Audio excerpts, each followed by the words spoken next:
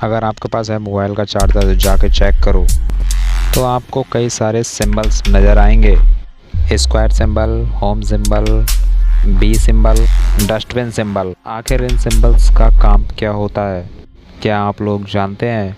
चलिए कोई बात नहीं, आज मैं आप लोगों को बताता हूँ। चार्जर में स्क्वायर सिंबल तो आपने देखा ही होगा।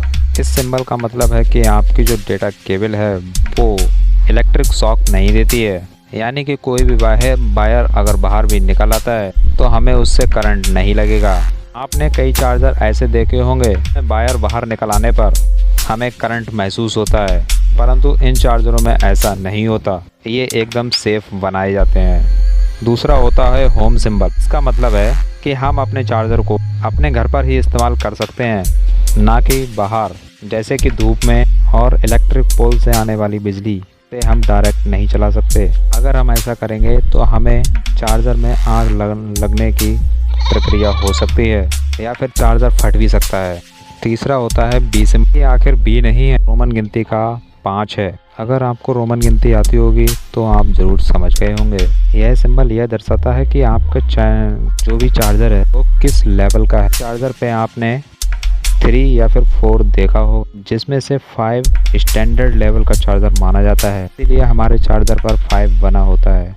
चौथा सिंबल हमें देखने को मिलता है डस्टबिन का सिंबल, जिस पर क्रॉस का निशान लगा होता है। इसका मतलब है कि हम अपने चार्जर को डस्टबिन में नहीं फेंक सकते।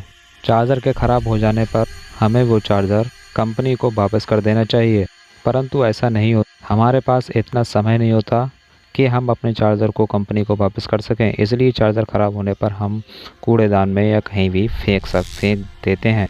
इन कई सिंबल्स के चलते चार्जर को ओरिजिनल माना जाता है कि लोकल चार्जर पर कई सिंबल्स नहीं होते। 1 या 2 सिंबल्स हमें देखने को मिलते हैं, जिनका उपयोग करना हमें घातक साबित होता है या फिर देखने को मिलता है।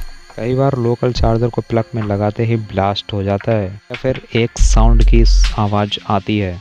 एक सिंबल हमें देखने को मिलता है रजिस्ट्रेशन सिंबल, जो कि टेस्टिंग सिंबल माना जाता है। ये हर उस टेस्टिंग से गुजरा होता है जिसे चार्जर को गुजरना चाहिए।